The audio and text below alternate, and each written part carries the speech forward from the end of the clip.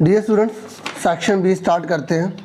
Section B में आपसे बोला गया है कि आपको 7th टर्म निकालना है एपी के अंदर, ठीक है, लेकिन एंड से, मतलब आपको क्या करना है, 93 से आपको 7th निकालना है, ठीक है। आपसे उल्टा बोल रहा है। इस सवाल को करने के ना 3 तरीके हैं। पहला तरीका तो ये है कि आप क्या कीजिए, पहले पता लगा लीजिए कि टोटल कितने इसमें टर्म है, ठीक है। उसके बाद अब इधर से 7वां बोल रहा है तो इधर से कौन से नंबर पे होगा वो, ठीक है। जैसे अगर टोटल 20 आ रहे हैं तो अगर इधर से 7वां है तो 20 में से 7 घटाओ 13, 1 जोड़ दो 14, तो इधर से 14वां होगा। सबसे आसान तरीका इसका ये है, वो मैंने तरीका तो आपको बता दिया। आप अगर बोलते यहाँ से आप 7वां पद निकालिए तो आप क्या कीजिए, पहले एपी लिखिए 17, 21, 25, ठीक है। आपको ये पता होना चाहिए कि एपी होती क्या है, ठीक है।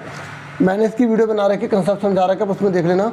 बस अभी समझ लो कि एपी उसे कहेंगे जिसका अंतर समान होता है, जिसका कॉमन डिफरेंस सेम होता है ना, उसे एपी कहते हैं। जैसे 21 में 17 गए, यहाँ पर कितने बचेंगे 4, 25 में से 21 के कितने बचेंगे 4, तो ये एपी है, ठीक है। तो बोल रहे हैं कि 93 से आपको कौन सा पद निकालना है, 7वां पद निकालना है। तो आप क्या लिखिए, ए कितना है 17, ठीक है। और कितना है मैं एक और तरीका बता दूंगा, लेकिन अभी पहले ये 17 का कितना 4, डी ए मतलब प्रथम पद, डी मतलब सार्व अंतर, फर्स्ट कॉमन डिफरेंस, ठीक है। और ये 93 है। जब हमें यहाँ से बोलेगा ना, यहाँ से कि 7वां निकालो उल्टे से, तो आप इसको एल ले लेना, ठीक है, समझो। अब आपसे बोला गया कि आपको 7वां पद निकालना है। अब देखेंगे बुक में भी आपको ऐसा क्वेश्चन मिलेगा, आपको 7वां निकालना है कैसे, ठीक है। तो 7 निकाल फ्रॉम लास्ट, ठीक है, अंत से 7वां पद, अरे आपको 7वां पद निकालना है, ठीक।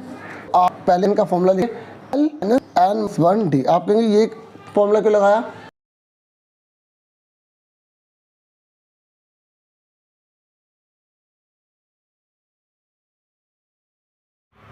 ठीक है, क्यों लगाया हमने एल यहाँ पर, क्योंकि हमें अंत से बोला गया है, ठीक है, अंत से 7वां बोला गया, ठीक है।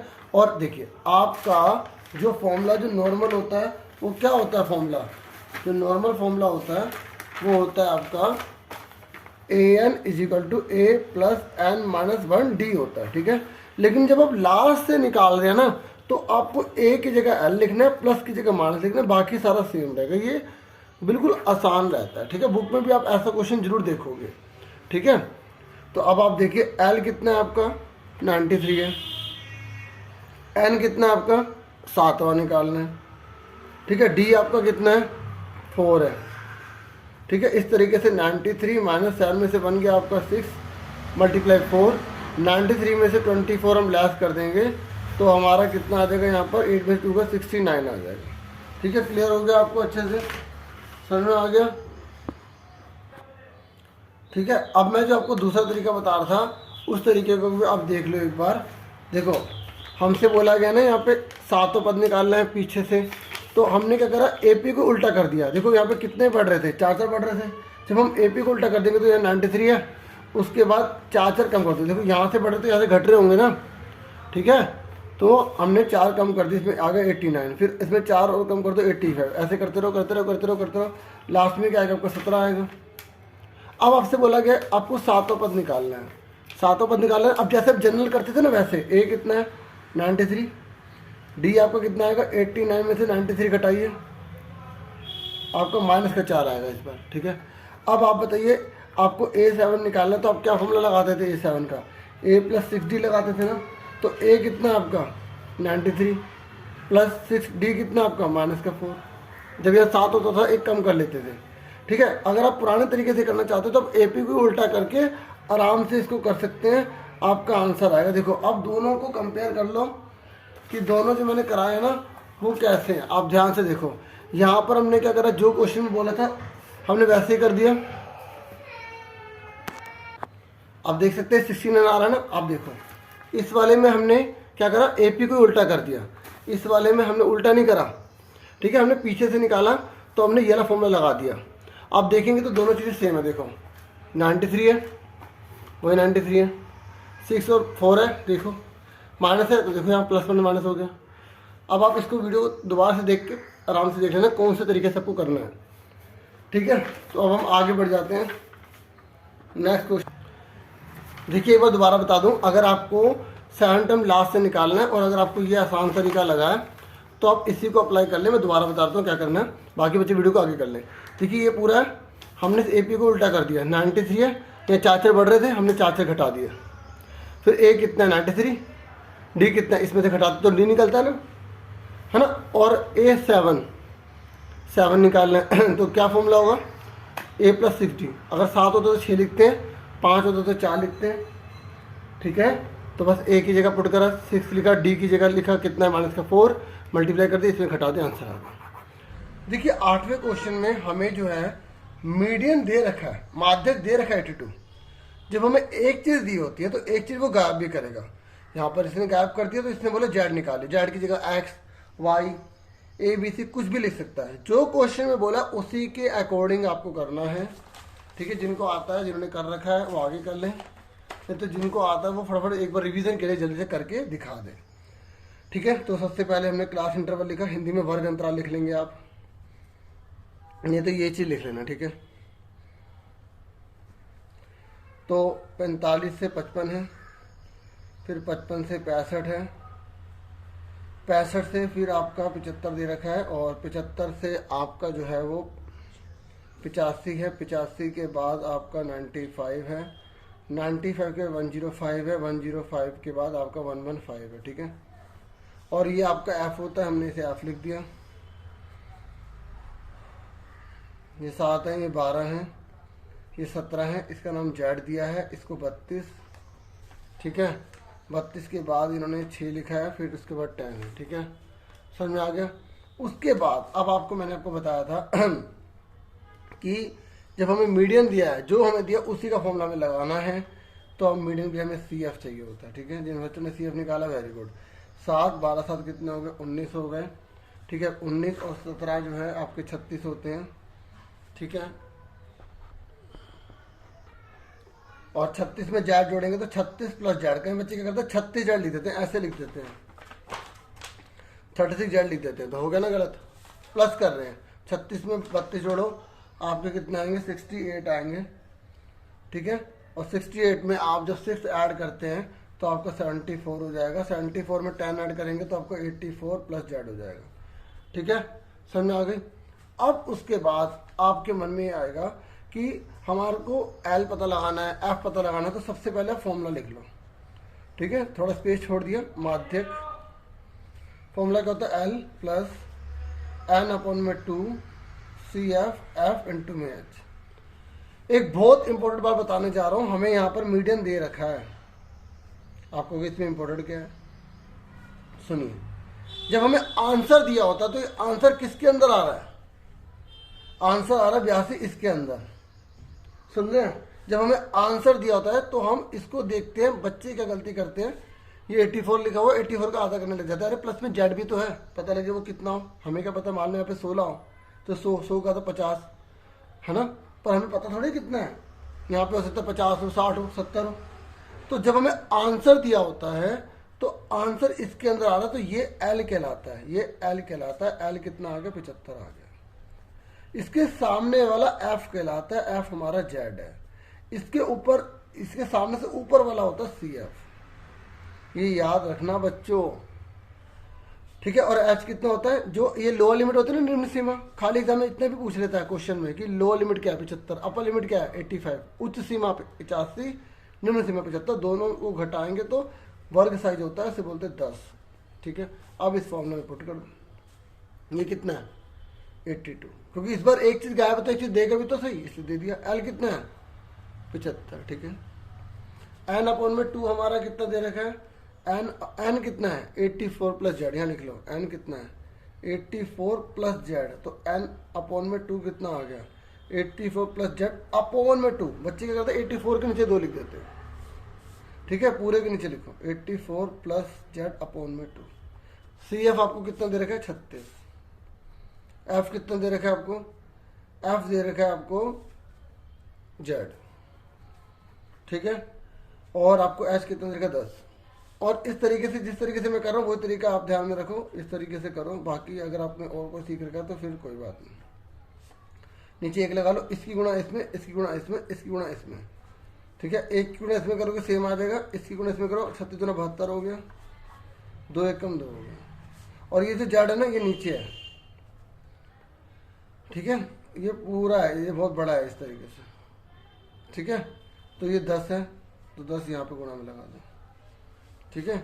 अब 82 में से 75 जाए तो आपके कितने बचेंगे, 12 में से 5 के 7 बचे, इक्वल टू में ध्यान से सुन लो, 84 में से 72 का कितने बचे, ठीक है। आपके कितने बचे यहाँ पर 12 बचे, प्लस का जेड बचा, भाई इसमें से चलेगा 12 बचे ना, जेड बचा, ये 2 है, ये जेड है ना, ये जेड, इसके नीचे 1 मान लो, तो ये चीज़ उल्टी हो जाती है। आपको पता होना चाहिए, देखो पता होना चाहिए ए बी सी डी इस तरीके से है ना, तो ए बी ये सी डी का उल्टा हो जाएगा, डी सी हो जाएगा।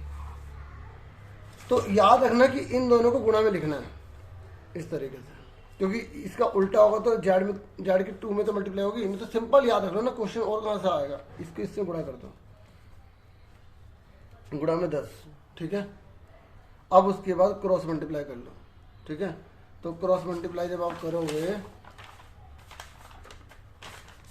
तो इसकी इसमें मल्टीप्लाई करो, इसकी इसमें और 1 की पूरे में, देखो 1 की इसमें अगर 10 भी तो है, तो यहाँ 1 लिख लो गुणा में, यहाँ 10 लिख लो। मैंने जानबूझ के ऐसे करा है, आप 10 से कम 10 भी कर सकते हो ना, मैं बताना चाहता था कि एक ही बात होती है। 7 दूनी कितना हो गया 14, अब 10 से कम 10 ही तो हो गया। बिल्कुल आराम आराम से करो ताकि समझ में आपको आ जाए। आ रहा 10 की इसमें गुणा करो 120, 10 की इसमें गुणा करो 10 जेड, प्लस का 10 जेड माइनस का हो गया, 14 में 10 गए 4, ठीक है 4 आ गया। अगर मैं सही पढ़ा रहा हूँ तो आप लाइक करने में कंजूसी मत करना, ठीक है। 30 आ गई, ताकि मुझे मोटिवेशन मिले, मैं वीडियोस लेकर आऊँ। ये जेड 30 आ गई। क्लियर हो गया आपको कैसे करना है, ठीक है। तो मैंने आपको ये वाला अच्छे से समझा दिया कि जेड किस प्रकार 30, मैंने कहा ना देखो यहाँ पे 84 था, अब जेड की कुछ भी हो सकता है, तो देखो यहाँ पे कितना है 30 हमारा है, तो इसलिए कोई भी आंसर हो सकता है हमारा। क्लियर हो गया। उसके बाद नेक्स्ट क्वेश्चन देखो, जो नेक्स्ट हमारा क्वेश्चन है ये हमने कर लिया, ठीक है।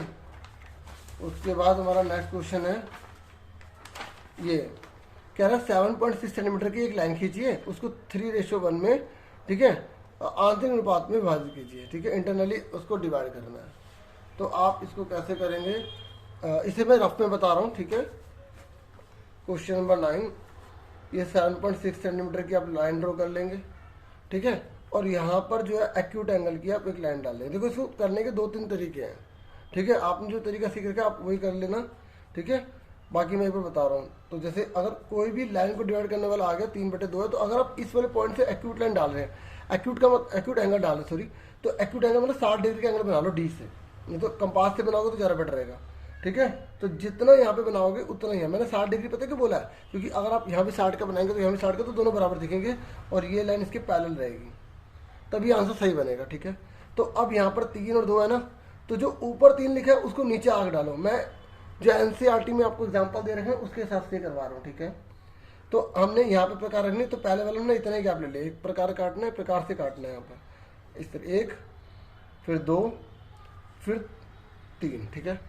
और यहाँ 2 लिखा है तो यहाँ 1 2, ऊपर वाला नीचे, नीचे वाला ऊपर, आपको आग डालनी है और इस वाले पॉइंट को इस वाले पॉइंट से मिला देना है। जैसे इसका नाम आपने BC लिखा तो ये होगा B1 B2 B3 C1 C2, तो आप इसको मिला दो,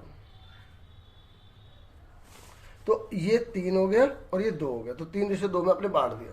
अब एक और तरीका, जैसे अगर के बच्चे ऐसे करते हैं, सुन लो मेरी बात, B और C है, तो बच्चों ने यहाँ ना डाल के, ठीक है, यहाँ से डाल दिया, ठीक है, ऐसे भी तो कर सकते हैं ना, और फिर ये ऐसे डाल दिया, मतलब यहाँ भी 60 का यहाँ भी 60 का, तो अब ये 1 हो गया, 2, अब ऊपर वाला ऊपर ही 3 है तो ऊपर 3 नीचे 2, 1 2, तो इसको मिला देंगे, तो देखो 3:2।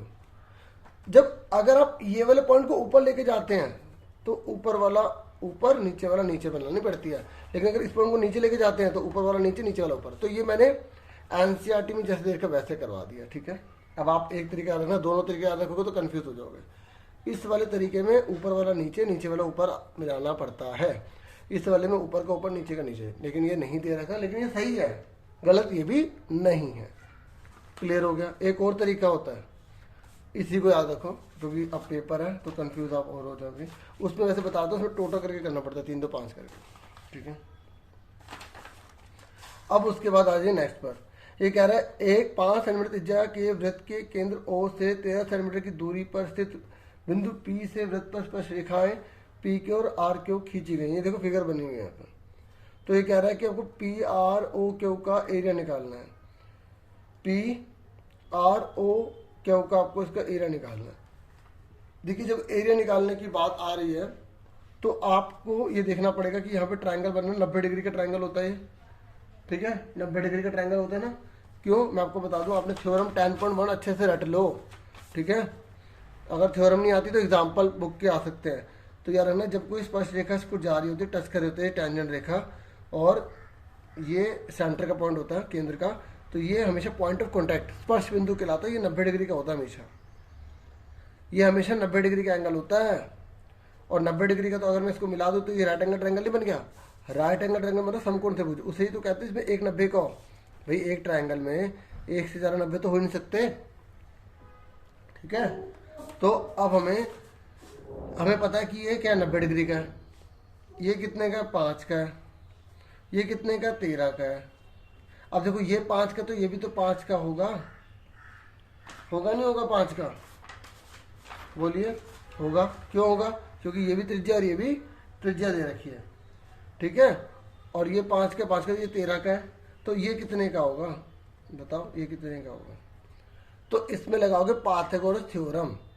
देखो ये क्वेश्चन कहीं तरीके से बदल के आ जाता है, ठीक है। और ऐसे क्वेश्चन के आने के चांस होते हैं। तो आपको मैं थोड़ा सा पहले रफ में बता दूं कि देखिए जैसे ये फिगर बाहर है, ऐसे जा रहा है, ये 90 डिग्री का होता है, ये आपको 13 दे रखा है, ये 5 दे रखा है, तो ये कितने का होगा। तो आपको यहाँ पाइथागोरस थ्योरम लगानी है। ये 90 के सामने वाले को अलग लिखते हैं।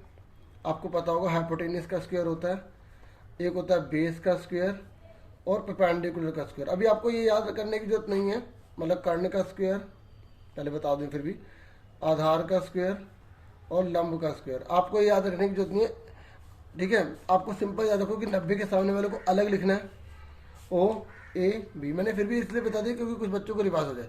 90 के सामने वाले को अलग लिखना है, OB का स्क्वायर, ठीक है। और बाकी जो बचे AO का स्क्वायर प्लस AB का स्क्वायर। 90 के सामने वाले को अलग लिखना है, बाकी ये और ये अलग लिखने हैं। तो बस तीनों में से कोई भी 2 चीज दी होंगी, आप आराम से इस फॉर्मूले से लगा सकते हैं, निकाल सकते हैं। जैसे OB 13 दे रखा है, तो आपने OB 13 लिख दिया, ठीक है। OB कितना लिख दिया 13। AO कितना दे रखा है आपको 5, और AB कितना आपको पता नहीं। 13 की 13 में मल्टीप्लाई करोगे 169, 5 की 5 में 25,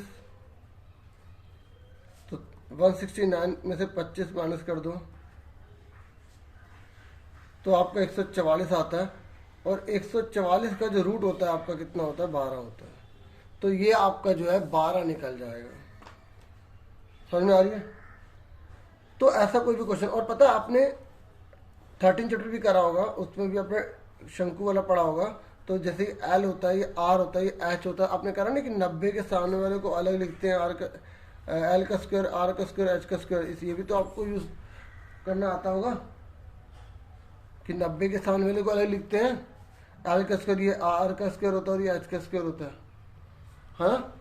तो वही चीज़ है। तो ये 12 आपका आ गया, ठीक है। अब आप सुनिए ध्यान से, ये तो मैंने आपको रफ में समझा दिया 12 कैसे आया, ठीक है। ये तो साइड निकालना बताइए मैंने, ठीक है। अब एक बार इसको कैसे करेंगे मैं आपको करके दिखाता हूँ। क्वेश्चन नंबर 10 को देखो।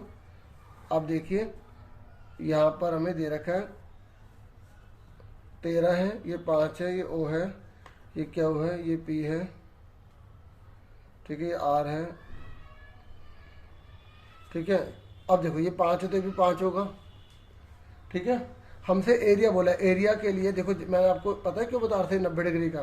देखो बच्चों, अगर 90 डिग्री का एंगल हमें पता होता है तो 90 डिग्री में अगर हमें ये चीज़ पता हो बेस और ये पता हो परपेंडिकुलर, ये हाइट ये पता हो, तो हम फॉर्मूला लगा सकते हैं 1/2 बेस इंटू हाइट। ये एरिया ऑफ ट्रायंगल का फॉर्मूला पढ़ा है ना आपने, 1/2 आधार गुणा ऊंचाई पढ़ा है? तो कोई बात नहीं पढ़ा या पढ़ा है तो कोई बात नहीं, डिवाइस तो हो गया क्षेत्रफल। तो इसलिए हम ये चीज़ निकाल लेंगे ना, तो त्रिभुज का क्षेत्रफल का फॉर्मूला लगाएंगे, त्रिभुज का क्षेत्रफल का फॉर्मूला लगाएंगे, दोनों को जोड़ देंगे, आंसर आ जाएगा। सुन रहे मेरी बात? अब मैंने आपको बता देना कि ये 5 तो 5 होगा। सबसे पहले हमने कौन सा ट्रायंगल ले लिया, in triangle O Q P. हम लिख देंगे क्यू बराबर कितने का, 90 डिग्री का। तो यूजिंग पाइथागोरस प्रॉपर्टी,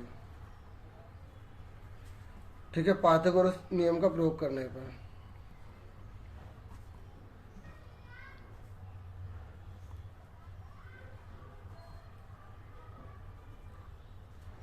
ठीक है। तो 90 के सामने वाले को क्या करते हैं, अभी मैंने करवाया था ना, ये रफ में बताया था ना, वही चीज तो है। 90 के सामने वाले को अलग लिखते हैं।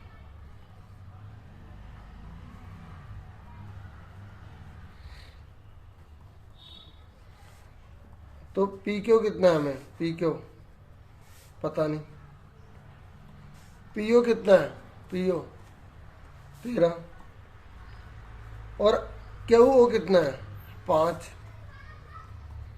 तो 13 की 13 में करीब 169, ये कितना आ गया 25, 25 आके माइनस क्या हो गया 144 आ गया, स्क्वायर जाके रूट बन गया। 144 का रूट कितना होता है, 12 होता है। जब इक्वल चल रहा हो ना तो आप इस तरीके से साइन बना देना, ठीक है। अगर मैंने कहीं नहीं बनाया तो आप बना जरूर लेना एग्जाम में, ठीक है। तो ये हमारा आ गया, सेंटीमीटर लिखा है तो सेंटीमीटर लिखेंगे, मीटर लिखा तो मीटर लिखेंगे, सेंटीमीटर लिखा तो आ गया 12। अब आप देखिए ये 12 है तो ये भी तो 12 ही होगा, क्यों? क्योंकि आपने 10.2 थ्योरम पढ़ी होगी। 10.2 थ्योरम कहते हैं कि एक सर्कल है, उसके बाहर अगर पॉइंट सेंटर होता है, बाहर पॉइंट होता है, तो अगर उस पॉइंट से अगर हम उस पर लाइन डालते हैं तो ये दोनों बराबर होती हैं। अगर ये 100 है तो ये भी 100 होगी, ठीक है। तो ये 12 तो 12 होगी। अब हमें निकालना है क्या, एरिया निकालना है। क्या निकालना है, area quadratic P R O Q, P R O Q का क्षेत्रफल। तो हम क्या करेंगे, area P R O Q, ये किससे मिलके बना है, ये दो ट्रायंगल से मिलके बना है। एक है पी क्यू ओ, तो यहाँ लिख देंगे पी क्यू ओ। दूसरा ट्रायंगल कौन सा बना है, P R O, P R O. अच्छा, कोई बच्चा कह रहा है कि सर जैसे पी आर ओ की जगह पी ओ आर लिख दे, बात एक है, ओ आर पी लिख दे, एक बात है। हाँ, तीनों चीजें आप लिखोगे लेकिन कहीं भी लिख सकते हो आगे पीछे। अब बताओ कौन सा फॉर्मूला लगेगा इसमें, जब 90 डिग्री दे रखा होता है तो त्रिभुज का कौन सा फॉर्मूला होता है, 1/2 आधार गुणा ऊंचाई, ठीक है। इंग्लिश में क्या होता है, 1/2 बेस इंटू हाइट, मैंने यहाँ पे लिख दिया था ना, ठीक है। तो यहाँ पर मैं यहाँ जैसे इंग्लिश में आप ऐसे लिखेंगे 1/2 base into height, 1/2 base into height, ठीक है। अब बताओ बेस कितना है, इस फिगर में बेस कितना है 5। आप कहें सर मैं तो 12 को लूँगा बेस, क्योंकि सर 90 डिग्री का है ना, 90 डिग्री में किसी को बेस मान सकते हैं लेकिन इसको नहीं मान सकते, क्योंकि ये 90 के सामने वाला, 90 के सामने वाले को हाइपोटेनस कहते हैं, ठीक है। तो आप किसी को बेस ले सकते हो बच्चों, किसी को भी बेस ले सकते हो, आप 12 को लो 5 को लो। अगर हमें बेस पता होता तो हमें इतना करना ही नहीं पड़ता। हमें ये हाइट किसी कुछ भी मान सकते हो, इसको बेस मानो, इसको हाइट मानो, किसी को भी मानो, ठीक है। तो हमें दोनों पता होने चाहिए, 90 के जो 90 दे रखा है उसकी दोनों साइड पता होनी चाहिए, ठीक है। तो आधार लिखा, ऊंचाई लिखी, यहाँ पर भी सेम लिख देंगे। तो 2 6 12, 2 6 12, 30 + 30 कितना आ गया, 60 आ गया सेंटीमीटर की पावर 2 आ गया, ठीक है। समझ में आ गया आपको आंसर, ये हमारा आंसर आ गया, क्लियर हो गया। अब उसके बाद नेक्स्ट क्वेश्चन देख लेते हैं। नेक्स्ट क्वेश्चन हमारा है, अच्छा ये और में ऑप्शन में एक और क्वेश्चन है, कह रहा है कि प्रूव करके दिखाइए जो टेंजेंट है एक्सटर्नल पॉइंट से जो ड्रॉइंग की जाती है वो इक्वल होती है। ये थ्योरम है बच्चों, ये आपकी 10.2 थ्योरम है, ठीक है। मैं आपको ये थ्योरम भी करके दिखा देता हूँ, ठीक है। ये आने के बहुत चांस होते हैं, ऑप्शन में आ जाए तो मज़ा आ जाए, ठीक है। तो और, तो ये तो आप अच्छे से कर ही लेना जरूर थ्योरम। तो देखो सबसे पहले गिवन लिखना पड़ता है, और जो सीबीएसई ने गाइडेंस दी है ना उसी के अकॉर्डिंग बता रहा हूँ, ठीक है। सबसे पहले दिया है लिखना पड़ता है। दिया है क्या है, इसने बोला प्रूव करके दिखाइए the length of the tangent drawn from an external point two circle is equal. तो सबसे पहले एक फिगर बना लो, सर्कल दे रखा है, बाहर एक पॉइंट दे रखा है, तो इस बाहर वाले पॉइंट से दो टेंजेंट डाल रखे हैं, इसका नाम हमने रख दिया पी, ठीक है, इसका नाम क्यू, इसका नाम हमने आर दे दिया। तो हमें गिवन क्या है, गिवन अ सर्कल, पहले मैं इंग्लिश में लिख रहा हूँ, ठीक है। गिवन अ सर्कल विद, हमने सेंटर का नाम ओ ले लिया, विद सेंटर ओ, ठीक है। ये रट लेना इसी की तरह से, अगर आपने कर रखी तो अच्छी बात है, आगे कर लेना वीडियो को। Given a circle with centre O, ठीक है, हमें एक सर्कल देखिए इसके सेंटर ओ है, in which P Q and P R are two tangents. ये 10 जो हैं, सॉरी 10 कह रहा हूँ, ये दो स्पर्श रेखाएं हैं, ठीक है। तो ये हमें दे रखा, इतना दे रखा है। अब इसको हिंदी में लिख रहा हूं, एक वृत्त, देखो इंग्लिश वालों को ये लिखना है, हिंदी वालों को अब लिख रहा हूं यहां से। एक वृत्त जिसका केंद्र, ये इंग्लिश में गिवन, हिंदी में दिया है, एक वृत्त जिसका केंद्र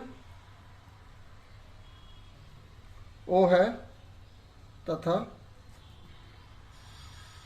जिसमें पी क्यू तथा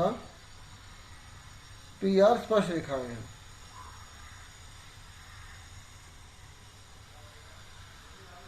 ठीक है। उसके बाद टू प्रूव लिखना पड़ता है, ठीक है। अगर आप फुल मार्क्स चाहते हैं ना इस तरीके के थ्योरम वाले में, तो आपको पूरा पैटर्न फॉलो करना पड़ता है, ठीक है। शब्दों में थोड़ा आगे पीछे आप कर सकते हैं। सिद्ध क्या करना है, क्वेश्चन में क्या बोला, लिखा ना इक्वल, क्या इक्वल, टेंजेंट्स, टेंजेंट्स इक्वल होते हैं, हिंदी में लिखा ना स्पर्शरेखा बराबर होती हैं।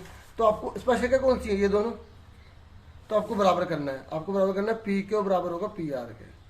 अगर क्वेश्चन पढ़ना आएगा तो कर लेंगे आप आराम से, ठीक है। समझ में आ रहा है आपको, अच्छे से आ रहा है। अब उसके बाद हमें लिखना पड़ता है, अच्छा हिंदी में मैंने इसको लिख दिया था, सिद्ध करना है इंग्लिश में, दोबारा सुन लो। क्वेश्चन में मैं बोला है कि एक वृत्त है, उसके बाहर वाले बिंदु से दो स्पर्श रेखाएं हैं, तो सिद्ध कीजिए कि दोनों बराबर होंगी। सबसे पहले गिवन में लिख लिया, हमने लिख लिया कि हमें क्या गिवन है, हमें दे रखा है कि दो टेंजेंट्स हैं, ठीक है। टू प्रूव में क्या करना है, दोनों इक्वल है, ठीक है। इस तरीके का क्वेश्चन सेम आता है, बस आपको क्वेश्चन रटा होना चाहिए। बच्चे क्वेश्चन याद नहीं करते हैं तो फिर आंसर कैसे करेंगे, ठीक है। उसके बाद आप आ जाइए कंस्ट्रक्शन पर, यानी कि हिंदी में रचना बोलते हैं, रचना यानी कि कंस्ट्रक्शन। कंस्ट्रक्शन हमने क्या करी, हमने क्या करा कि इसको और इसको ज्वाइन कर दिया, ठीक है। हम क्या लिखेंगे, हमने पहले हिंदी में लिख रहा हूं, ठीक है। हमने पीओ क्यू तथा आर ओ को मिलाया, ठीक है। We join P O Q and R O. English वाले ये उतारेंगे, हिंदी वाले ये उतारेंगे, ठीक है। समझ में आ गया। अब उसके बाद अब आ जाइए प्रूफ में। प्रूफ यानी कि उपपत्ति, मतलब इसको हम सॉल्व करने जा रहे हैं। तो इसमें तीन चीजें, ये ट्रायंगल को कॉन्ग्रुएंट कर दो, यानी कि सर्वांग सम कर दो, ठीक है। इंग्लिश में लिखेंगे in triangle P Q O and triangle P R O. देखो इंग्लिश में आप ये लिखेंगे इन, ठीक है। हिंदी में इसे लिखेंगे त्रिभुज पी क्यू ओ एंड की जगह तथा पी आर ओ में, यहाँ में लिख देंगे, ठीक है। मैं हिंदी में लिख के दिखा देता हूँ आपको एक बार। आप लिखेंगे त्रिभुज पी क्यू ओ तथा त्रिभुज पी क्यू ओ तथा त्रिभुज पी आर ओ में, ठीक है, ये लिखेंगे। अब इसमें तीन चीजें बराबर बताओ जल्दी से कि इसमें तीन चीजें कौन कौन सी बराबर होती हैं। देखो ये चीज इसके बराबर होगी क्योंकि दोनों वृत्त की क्या त्रिज्याएं हैं, ठीक है। तो ओ क्यों बराबर होगा ओ आर। भाई एक सर्कल में, जो एक सर्कल होता है उसमें जो त्रिज्या होती है बराबरी तो होती है। अगर एक 5 सेंटीमीटर तो हर त्रिज्या 5 सेंटीमीटर तो होगी, हाँ। तो बस ओ क्यों बराबर ओ आर आ गया। तो क्या बोलेंगे, radius of same circle, radii of same circle. Hindi में आप इसकी जगह पता क्या लिखेंगे, आप लिखेंगे एक ही वृत्त की त्रिज्याएं हैं, एक ही वृत्त की त्रिज्याएं, ठीक है, ये इसकी जगह आप लिखेंगे। और दूसरी चीज़ बताओ कौन सी सेम है, अगर ये पी ओ ना होती, अगर ये रेखा ना होती तो दो ट्राइंगल ना होते, है ना, तो ये कॉमन आ जाएगी। तो पी ओ बराबर पी ओ क्या है, कॉमन। आप इसको हिंदी में क्या लिखेंगे, उभयनिष्ठ, उभयनिष्ठ, ठीक है, हिंदी में अलग से वर्ड लिख रहा हूँ, ठीक है। अब उसके बाद तीसरी चीज़ बताइए, देखो ये 90 डिग्री का होता है, ये भी 90 डिग्री का होता है, ठीक है। तो इसका नाम क्या है, P Q O, P Q O बराबर इसका नाम क्या है, पी आर, क्या नाम है, पी आर ओ, क्या लिखेंगे, each of is 90 degree, each of is 90 degree. तो आप क्या लिखेंगे, प्रत्येक 90 डिग्री का, प्रत्येक 90 डिग्री का कोण है, ठीक है। तो अब तीन चीज़ें बराबर बता दी तो क्या हो गया, वो कॉन्ग्रुएंट हो गया। ये आपने 9th में सीखा होगा इसके बारे में बहुत अच्छे से, ठीक है। नहीं सीखना आपको दिक्कत है, बस तीन चीज़ें बता दो इस तरीके से, इसको नहीं तो कर लो जैसे मर्जी, ठीक है। ये आ गया, आपको बिना देखे आना चाहिए, आ गया। अब बताओ कौन से रूल से हुआ, देखो ये क्या है साइड, ये क्या है 90 के सामने वाली एच, ठीक है, और ये क्या है 90, तो ये आर हो गया, ये एच हो गया, एस हो गया। तो आरएचएस रूल आप याद रख लेना, कौन से रूल से है, आरएचएस रूल, ठीक है। और Y Y R H S Hindi में लिखेंगे आर एच एस नियम द्वारा, ठीक है। तो जब तीन चीज़ें बराबर होगी, कॉन्ग्रुएंट हो गया, तो इसका मतलब बाकी सब चीज़ें बराबर होंगी। तो हम ये जो चीज़ हमें प्रूव करनी थी ना, पी के बराबर पी आर, हम यहाँ लिख देंगे पी के बराबर होगा पी आर के, ठीक है। पी के बराबर पी आर क्या लिख देंगे, सी पी सी टी, ठीक है। हिंदी में भी लिख सकते हैं, इंग्लिश में भी लिख सकते हैं, आंसर आ गया आपको। इसकी फुल फॉर्म होती है corresponding parts of congruent triangles are equal. Hindi में सर्वांगसम त्रिभुजों के संगत भाग बराबर होते हैं। याद करने का तरीका, चाय पियो कब तोड़ो, ठीक है, मत तोड़ देना, ठीक है, नहीं तो मम्मी डांटेगी। चलो आगे देखो, तो हमारा ये कौन सा पार्ट चल रहा है अभी, तो ये हमारा सेक्शन भी पूरा हो गया, ठीक है।